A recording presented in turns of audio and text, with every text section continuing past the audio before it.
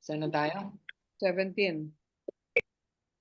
Okay, he's my older daughter, Merab. I will give her to you. Merab, only serve me bravely and fight the battle of the Lord. For Saul said to himself, I will not raise hand against him. Let the Philistine do that. Diba? Ano ibig sabihin nun? Bahala na. Ang Phyllis kaaway, patayin siya. Okay? So, kasi true to his word, binibigay na niya yung di ba, kapag sino man tumalo kay Goliath, eto na yung daughter ko, papakasal ko yung anak ko. Ibig sabihin, aside from yung sa na commander of the army siya, aside from the first promise sa commander of the army, eto magiging prince siya. Di ba? And then, hindi nga mag-payment tax. I would give to you in marriage. Serve me and fight the battles of the Lord. Pero, may may scheme. May scheme. Yeah. I will not raise a hand against him. Hindi na ako ang papatay sa kanya. Hamo siya ng mga Philistines ang pumatay sa kanya. So, may siya, may scheme siya kung bakit yun nga, nag-promise niya na only serve me. Okay. But David said to Saul, who am I and what is my family or my clan in Israel? Yung clan ni David is yun ang pinakamaliit sa tribes of Israel. Diba? So, bukod sa bunso siya, yung clan niya pinakakokonte na sa 12 tribes of Israel. Okay? And then, hindi yung clan lang niya. Oh. He was pleased. I will give her. Now Saul's daughter, nasaan tayo? Merab, 19. King son-in-law. So, when the time came for Merab, Saul's daughter, to be given to David, she was given in marriage to Adriel of Mehola. Oh. Bakit ano nangyari? Ano ba nangyari dito? Bakit na iba? Bakit hindi binigay si Merab sa kanya? Alam niyo yung may naalala ba kayong ganyan? Yung dapat sino ba yun? Yung ikakasal? Si Jacob. O si Jacob? Hindi na si Rachel. Si Laban, yung tatay, ang binigay niya sino ba? Si Rachel, si Leah. Si Leah. Yan, di ba? Ito parang it's almost the same, di ba? Imbis na pinangako niya yung panganay, ang ibinigay niya yung isa, di ba? Kasi pinakasal niya sa iba. Okay. Pero kasi tinanggihan naman kasi ni David. Diba? So, moving forward, itong si Adriel of Mehola at saka anong pangalan ng Merab. Si Merab. Ikinasal, tapos sa 2 Samuel na to nagkaroon sila ng 5 anak. Tapos nagkaroon ng disagreement sila with David. Pinatay lahat ni David yung anak niya. Anak ni Merab. Hindi sa nagsaselo siya na hindi napunta sa kanya si Merab. Hindi dahil doon. Nasa 2 Samuel na. Okay, 20. Now, Saul's daughter, Michal, was in love with David. And when they told David about it, he was pleased. Type din kasi niya si Michal. Maganda raw kasi itong si Michal. Oo. At they told si Saul pala nila sinabi, he was pleased. Kasi I will give her to him, he thought, so that she may be a snare to him, so that the hand of the Philistines may be against him. So Saul said to David, now you have a second opportunity to become my son-in-law. So ano ibig sabihin? Bakit to be a snare to him? Ano ibig sabihin? Kita nyo si Saul, hindi siya tumitigil na gusto niya talagang patayin. Di ba? Sabi niya, I will give you my daughter. I will give her to him. He thought, sabi niya, so that she may be a snare. What is a snare? Pain. Pain. It's a trap. Parang it's a trap. Di ba? Pain siya.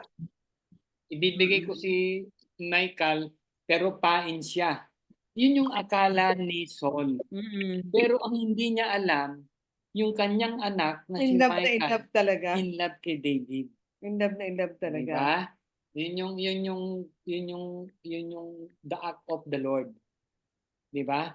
Talagang protected ni God. si David. Diba?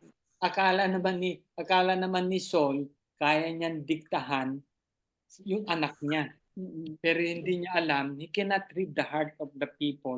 Hindi niya alam, in love siya kay David. Diba? So now, you have a second opportunity to become my son-in-law. Okay, 22 to 23, pakibasa, Carol. 22 to 23. Yeah. Then Saul commanded his servants to David secretly, saying, pinasa ko sa Bible ko ha, oo, saying, behold, the king delights in you, and all his servants love you. Now therefore become the king's son-in-law. Okay. So Saul's servants spoke these words to David, but David said, is it trivial in your sight to become the king's son-in-law, since I am a poor man and lightly esteemed? Okay, parang Ayun. intusan ni Saul yung mga kanyang tauhan na kumbinsin si David na ayun nga na magpakasal na. Kaya lang, sabi nga ni David, do you think it is a small matter to become a king, son-in-law? I'm only a poor man and little known. Okay, pakituloy ano? Around 24. Okay. And the servants of Saul reported to him according to these words which David spoke. Okay? 25. Huh? Yeah, tuloy. Tuloy ko. 25. Saul then said, thus shall say to David, the king does not desire any dowry except 100 foreskins of the Philistines to take vengeance on the king's enemies. Now Saul planned to make David fall by the hand of the Philistines. Okay. So ano yung Carol? Ano yung ibig sabihin ng 24-25? Oo. Yung ang more on 25 na the king did not desire any dowry kasi hindi naman kaya din ni ni David, except foreskins, yung pag sinicircumcise ba, di ba, yung mga putol, oo. Yun ang ni-request niya, 100 foreskins of the Philistines. Pero, plano, Saul plotted against David pa rin so that he may be killed by the Philistines. Okay. So yun guys, ano yung plano ni Saul? Plano ni Saul? Dalawa. Magpatay ka muna ng ilan? Yan ang 100. dowry niya. No. Foreskin. Okay. Mamatay ka ng 100 Philistine, pagkatapos ang gawin mo parang i-circumcise mo habang patay. Guys, during that time, pag ang tao ay limbawa sa battle, usong-uso nun na ang body nila nilalapastangan. Either nanakawan, di ba? Kaya limbawa merong ginto sa ngipin, kukunin nila. Yes. Tandaan niyo yung mga yung during time na yung mga Indians, di ba? Pag nakapatay sila ng isang tao, inaano nila yung forehead, nila, tinatanggal nila, as a sign of di ba? Parang ganito yan, di ba? Kaya lang, itong ginawa ni Saul, kasi itong i-circumcise mo yung mga Philistine, ito yung ito yung pag circumcise mo itong isa, is a sign that you are what? On the what? That you are in Abraham, di ba? Yan yun di ba, yung pag ikaw ay kailangan i-circumcise siya, di ba? Ngayon ito ang ginawa niya, patay yung mga soldiers, sinircumcise niya, ano ka, hindi ka Jew. Anong magiging reaction ng mga Philistine? Guys. Ano? lalong Ano? magagalit. Lalo magagalit Oo. kay David, di ba? Kasi 'di ba, Oo. yun guys ang ano ni Saul. Para magalit, Oo. patayin siya. Para Sila na yung humabol kay David. para maging mas angry sila saan? Kay Kay David David. at sila ang papatay, di ba? Oo, sila ang gagawa ng paraan. This is yung scheme ni Saul. Guys, natatandaan niyo ba yung ginawa ni David? Dun sa ano ni Bathsheba, yung kanyang ano? Yung kanyang husband? Yung kay Bathsheba? Yung kay Bathsheba, si Uriah. Uriah. Uriah, anong ginawa niya? Is it the same scheme? Oo, dinala sa battlefield para ano? mamatay. Kasi buntis na si para makuha niya si Bathsheba. Para mamatay at makuha niya si Bathsheba. May kaso mas naunang nabuntis si Bathsheba kaysa mamatay. So, look at the scheme. Diba? It was like that. Pareho rin sila. Bumalik kay David yung mga scheme ni ano. Ikala natin si Saul, galit tayo kay Saul, di ba? How can he do this very barbaric things, di ba? Sa inyong kalaban. Pero, hello? Ganon din naman si David. Eventually. Diba? Kasi, eventuality. Di ba? Iyon yung ano rito, guys. Iyon yung pinaka parang lesson na nakuha natin dito. Di ba? 26, when the attendants told David these things, he was pleased to become the king's son-in-law. So, maganda rin kasi. So, before the allotted time elapsed, anong ginawa ni David? Took his men with him and went out and killed, imbis na 100, ang ilan? 200. 200. Dinoble pa. Brother Claro, dinoble pa. And brought back a foreskin, di ba? Guys, ang kinuha lang yung yung foreskin na yung body iniwan ha. masyadong yak ito. They counted out the full number to the king. Binilang pa sa harap ng king. So that David might become the king's son-in-law. Then Saul gave him the daughter Michal in marriage. Okay?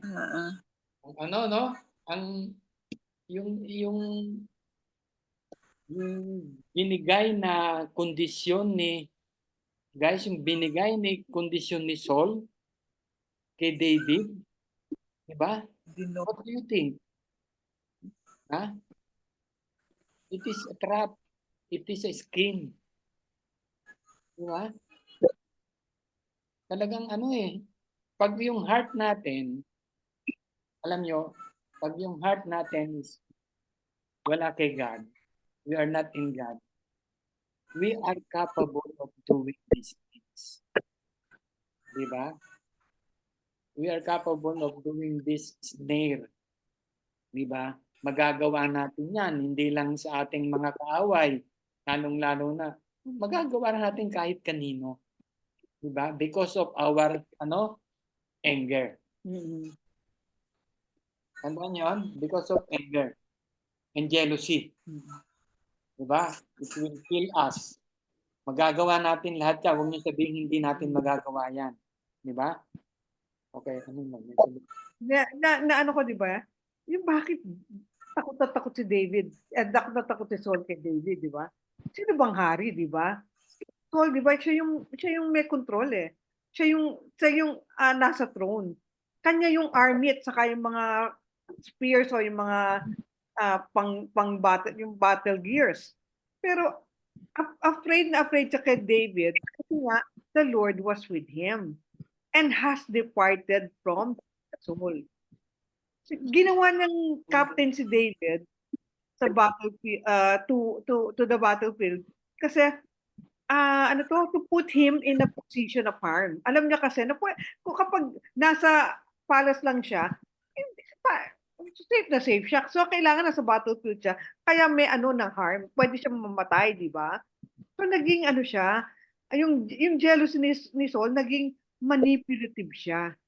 di ba? Always nag-work siya ng hidden secret agenda kay David. Diba? Yung, it isn't easy to behave wisely, di ba? When the spirits are, kapag inaano ka ng spirits, di ba? Pag tinatarget ka ng spears thrown at you. And it isn't easy to behave wisely when you are put out of the palace na lagi ka nasa battlefield. And meron kang powerful and determined enemies, itong mga Philistines na, di ba? Pero even in the midst of all these terrible circumstances, you can behave wisely sa lahat ng klase in all your ways as the Lord is with you. So, let us, akala natin minsan, di ba, yung kawawa naman tayo, di ba? Pero si David, never niyang na-feel na kawawa siya or victim siya. He may look like a victim, di ba? Pero, kasi palagi siya inaatake, di ba? Pero nag-behave siya wisely. Di ba? Hindi siya nag-give into victim state of mind na kawawa ako, Lord, bakit ba ganito? Hindi siya naging ganon. Ang niya kasi, ang nasa puso niya, yung hands niya is not on the one attacking him. Kasi yung faith niya was in the hands of God. Sa kaya yung peace of mind, ganun na lang niya. Talagang yung, alam mo yung nakita mo yung kanyang faith in God, talagang full surrendered ang kanyang trust sa Panginoon na sana all ganun tayo, di ba? Yun lang yung ko dito sa ni David na to. He never siyang naging kawawa. Yung tayo kasi ganun kawawa naman ako, walang pinapapatay na ko, ganyan. Hindi siya naging victim state of mind because the Lord was with him. Alam niya na proprotektahan siya. Di ba nakita natin, ilang beses siya inattempt na patayin ni Saul, pero si God mismo yung gumagawa ng paraan. Yun na lang sa Philistines na yun. Hindi madali yung ginawa niya yun. Di ba? Yung, siguro nabalitaan din ng mga ibang Philistines na yung sinucircumcise. Napatay na. Pwede siyang lusubing ng mga ibang Philistines, pero the Lord protected him pa rin. Diba? Yung parang tayo rin sa buhay natin, ganun din tayo there are circumstances in our lives na hindi na pwede tayong napahamak na, pero God protected us. Pero hindi natin nakikita na hand of God yung protected na yun. Yung mga little success natin, hindi natin nakikita na blessing ni God yun, di ba? Si David, ang ko lang sa kanya, kitang-kita niya na everything is in the hands of God. Yun lang. So, when Saul realized that the Lord was with David and that his daughter Michal loved David, Saul became still more afraid of him and remained his enemy. Philistine commanders continued to go out to battle.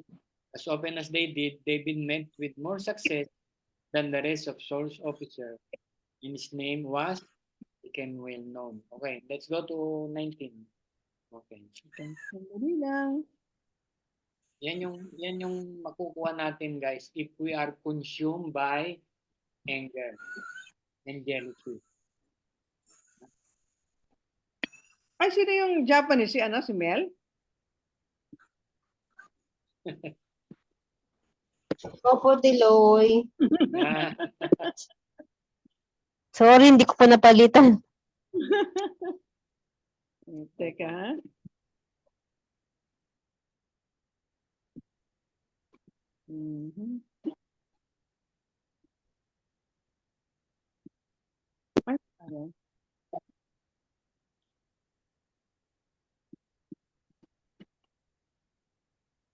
Ito, 19 na tayo, ha? Brother Claro. pakibasa 1 to 3. Okay. All right. Saul tries to kill David. 19. Saul told his son Jonathan and all the attendants to kill David. But Jonathan had taken a great liking to David and warned him, "My father Saul is looking for a chance to kill you. Be on your guard tomorrow morning. Go into hiding and stay there. 3. I will go out and stand with my father in the field where you are. I'll speak to him about you and will tell you what I find out. Okay, so ano nangyari? Brother Claro, what happened? They're going to be in the field and then secretly Jonathan warned David sa plano ng yung walang sawang plano ni Saul to kill him. Then Jonathan will be with Saul in the field, but then whatever information he can get from his father, he will tell it to David. Biro mo, dalawa yung anak ni Saul na na hindi alam ni Saul na nasa side siya ni David. Diba? Si Jonathan at saka si Michael. Diba? So wala siyang kaalam-alam. Diba? So Yeah. Bakit bakit sinabi ni andito pa pala tayo sa number 4 pala. Joey, pakibasa. 4 to 5. Yeah. Yeah, 4 to 5. Jonathan spoke well of David to Saul, his father, and said to him, "Let not the king do wrong to his servant David. He has not wronged you, and what he has done has benefited you greatly. He took his life in his hand when he killed the Palestine. The Lord won a great victory for all Israel, and you saw it and were glad. Why then would you do wrong to an innocent man like David by killing him for no reason?" Okay, so anong So, Jonathan dito? yeah. He was able Kaya kinukumbins niya yung tatay niya na bakit niya ginagawa ito kay David, samantalang na si David na nagbibigay sa kanya ng karangalan. Kaya hindi maintindihan ni Jonathan bakit gusto patayin ni ni Saul si David. Parang halimbawa, if you are Jonathan, ganun ang tatay mo, na gusto niyang patayin yung Yung diba? best friend mo. Yung friend mo, na wala namang masamang ginagawa, di ba? So, Yeah. ang hirap din ang sitwasyon ni Jonathan, Pero si Jonathan, alam niya kasi yung yung old yung 10 commandments, di ba?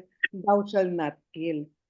So kung di ba sabi ni Saul sa kanya, patayin natin si tomorrow morning, ganyan, may scheme na. Pero winarning niya si David, di ba? Parang sabi nila, respect you or honor your father and mother. Pero ito yung makikita natin na may hangganan, di ba? Na hindi porke you have to submit to yung God's order of authority, di ba? Yung parang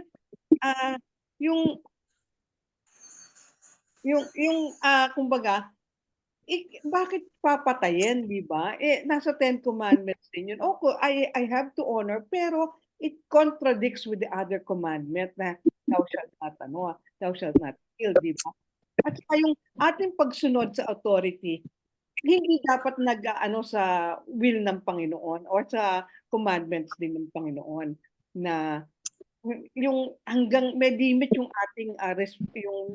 ating pagsunod sa authority or sa magulang natin. Kapag lumalabag na sa batas or kunyari sa government, di ba?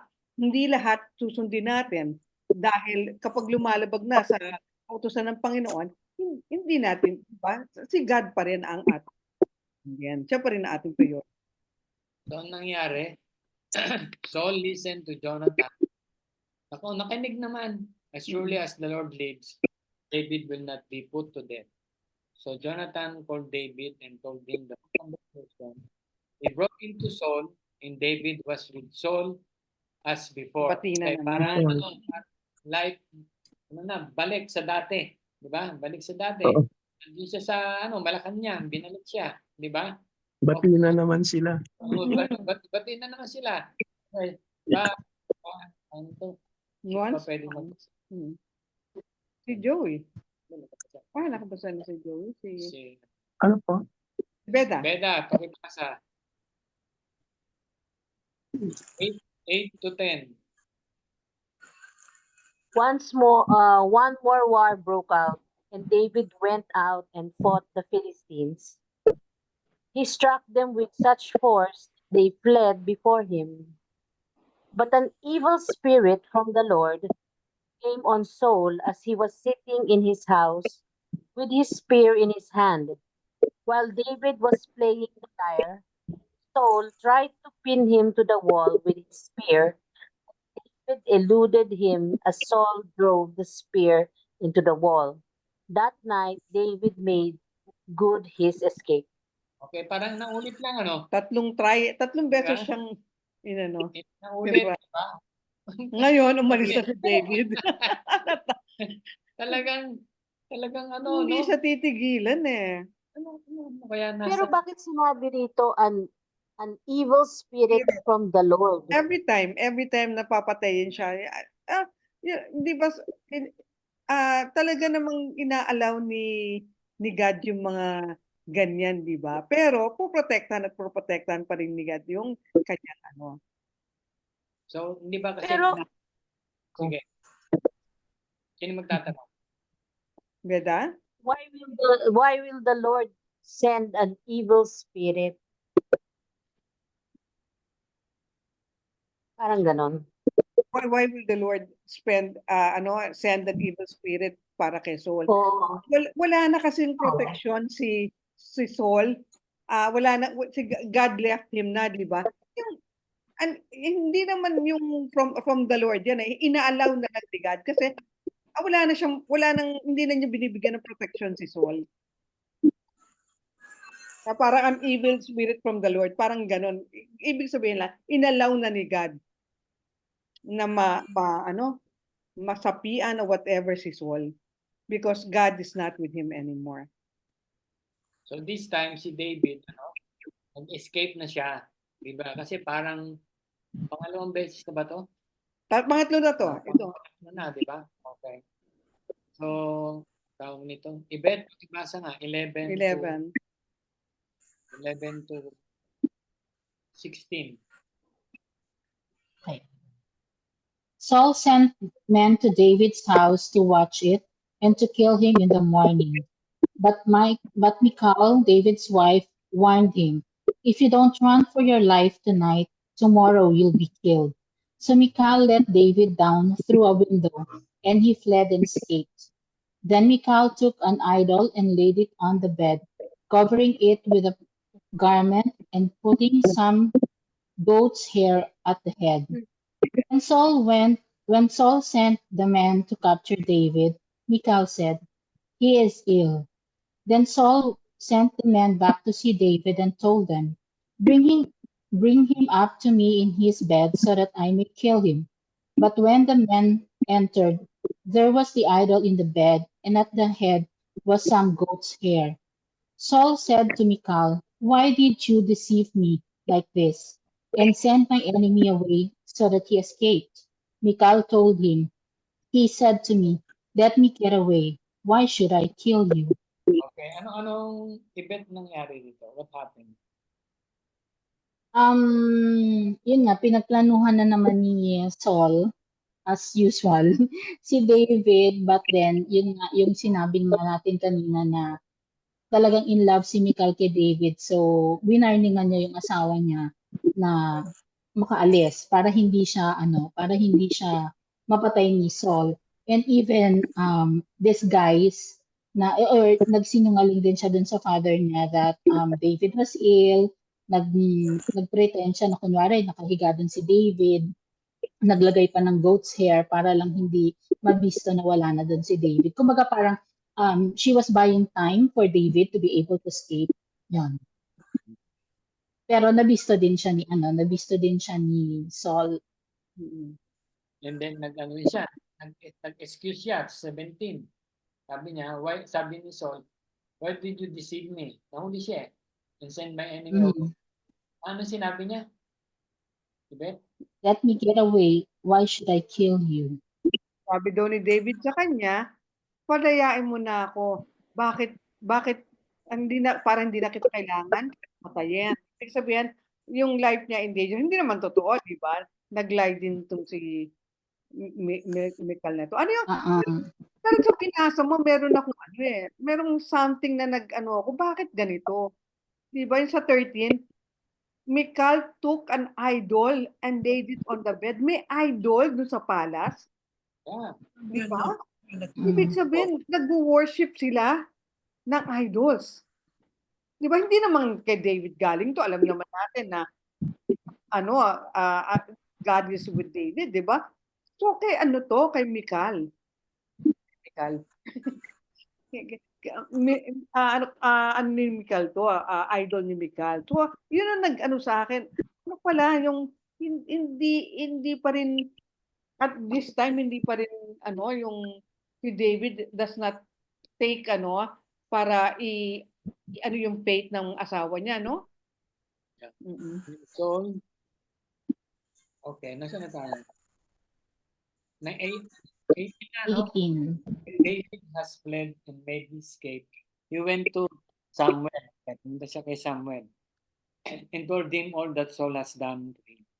Then, he and Samuel went to Nayoth and stayed there. Word came to Saul, David is in Nayoth at Ramah. So he sent men to capture him. Talagang walang walang patid. Guys, yung pagtatago pala ni David, talagang halos hindi ka na makahinga. Di ba? Ay, parang talagang hindi siya tatantanan actually. Di ba? Hindi siya tatantanan ni Saul. Ganun pala siya. Ganun pala yung ginawa ni Saul. When they saw a group of prophets prophesying with Samuel standing there as their leader, the Spirit of God came on Saul's men and they also prophesy. Okay, mamaya explain natin yan, ha? Saul was told about it and he sent more men and they prophesied too. Saul sent men the third time and they also prophesied.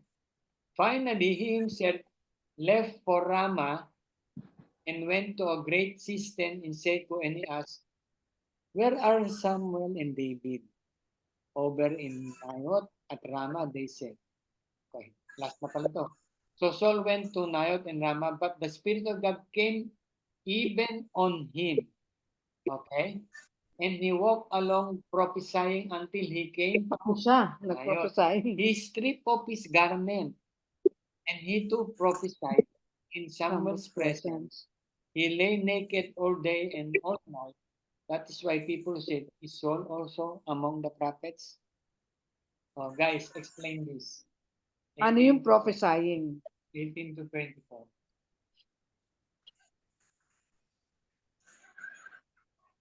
Bakit si Saul na galit, tapos biglang the Spirit of God came even on him. And also prophesying until he came to, diba? What's the point? Ano ibig sabihin nun? Ano yung pagkakaintindi niyo ron? Prophesying lecture siya. Lecture, prophesying, lecture, nagle-lecture. Lecture, okay. Nag-give siguro ng sermon? Oo. Sinabi nga natin sa kanina, di ba, hindi yung prophesy, yung telling of the, telling of, what do you call this? Future. So, hindi ka dito to. Pero they were under the Spirit of God. Diba? Okay, what's the point? Ano yung point yan doon? Bakit, di ba? Bakit ganun? Bakit prophesied? Because they were led by the Spirit of God. Pero they are bad people. Oo. What's the point? Walang faith to kay God. Bakit ganun? Because only through God. the filling of the Holy Spirit, di ba? Can David be saved from harm? Para hindi mapatay si David. Kita niyo, great extent na ginagawa ni God para protektahan si David. Pati si Saul, pinag-prophesy niya. Diba? Kaya, I don't understand. Yeah. ganito. Ang point dito, si God, in order to protect David all along, di ba? He was able to, yung mga taong humahabol sa kanya, he has the power to, yung mga taong yon na siya ay ma-filled ng Holy Spirit on that day lang. Pero pag nawala, sabihin, pag for the purpose of protecting David. Diba? Hindi ibig sabihin yung mga tao ito, when they were under the Spirit of God, they will become they will become a changed person. Diba? One time, big time. Kaya guys, importante yung text. Yung text nito. Diba? Kaya, tama kasi Beda, magtatanong ako bakit. Diba? Ang text kasi nito, si God will always protect David. Parang tayo. Guys, He will always protect us. the God will always protect us. Amen. Even yung ating mga enemies, di ba? Pwede silang maging mabait sa atin. Just for the purpose that we will not be harmed. Pero hindi ibig sabihin sila ay mananampalataya na. Di ba? God can. Guys, alam natin na we cannot put God in a box. Maraming pa tayong dapat na mapag-aralan sa ating Panginoon na hindi natin siyang sabihin, hindi pwede. Bakit ganon? Bakit ganyan? Di ba? Ang lawak ng grace ni God to protect us. Di ba? Hindi natin siya ma-contain sa isang box. Nasasabihin natin, ay hindi niya magagawa yon. No, we can. Diba? Ito, diba? Bakit inalaw niya yung Holy Spirit to let them prophesy? Ito Because He is God. Yung mga tao na humabol sa Kanya, bigla na lang naging mabait sa Kanya. Diba? Hindi naman Because mangyayari that's good, yun. diba? Tapos, ito lalo si Saul. Ano pang ginawa niya? He stripped off his garments and he to prophesied. Ibig sabihin, inano niya yung magarbong garment. Hindi yung naked siya. Hindi siya naked. Yung mga magarbong kingly ornaments niya. Anong ibig sabihin pag isang tao is strip of garments, di ba? Sa Bible, di ba? Marami diyan strip of his garments, di ba? Parang humility. He was humiliated, yung parang nagsisisi, di ba? Pero hindi naman sila actually tawag nito na fully restored or transformed. Ito ang text nito, di ba? Yung 18 to 19 puro paghahabol ni Saul kay David, di ba? Walang patid. Walang patid yan. Ilang beses niyang in-inspire. Magkaka-ceasefire. Nag-miss. Everything, na-miss lahat. Binato siya ng spirit. Na-miss siya ilang beses. Di ba? Na-miss. And then, eto na yon. Hinabol siya. Di ba? They were trapped. Di ba? Wala silang pupuntahan kung talaga trap na si Samuel at saka si David, remember? Remember? Hindi kasama ni David ang army kasi ang army kay Saul yun. So mag-isa lang siya. Ibig sabihin wala na silang pupuntahan. Their back is against the wall. Di ba? So ano ginawa ni God? Miraculously. Diba? We can do that to anybody who will harm us. Pares ni halimbawa, sino ba yung dapat pupunta sa, sino ba yun? Sila Joey ba yun? They're going abroad. Sa Vietnam. O sa Vietnam, may May bagyo, bagyo. may hindi pa kinakancel. Then, Pinag-pray natin, no? Oo. Yung ganun, guys, na hindi natin alam that God is protecting Protecting us us. along the way. Diba? Along the way. Diba? Ang daming pang nagagawa ni God sa atin na hindi pa natin nababasa rito. Pero unlimited Ang grace niya. ang grace niya. Ang mercy. Ang mercy niya. Diba? This is one of those lang, guys. Hindi ibig sabihin,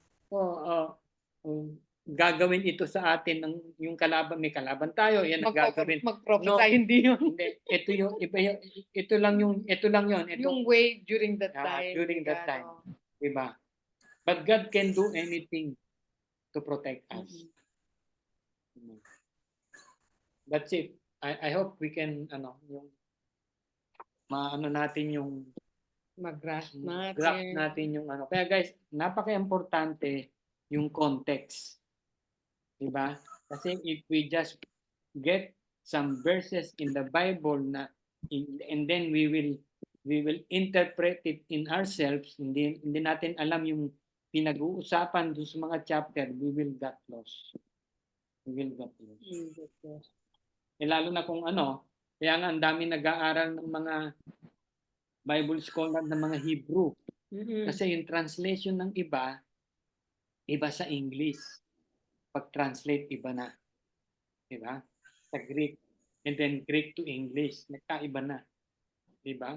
Kaya ang dami nag-aaral ng mga mga pastor na Hebrew para maintindihan nila lahat. Yung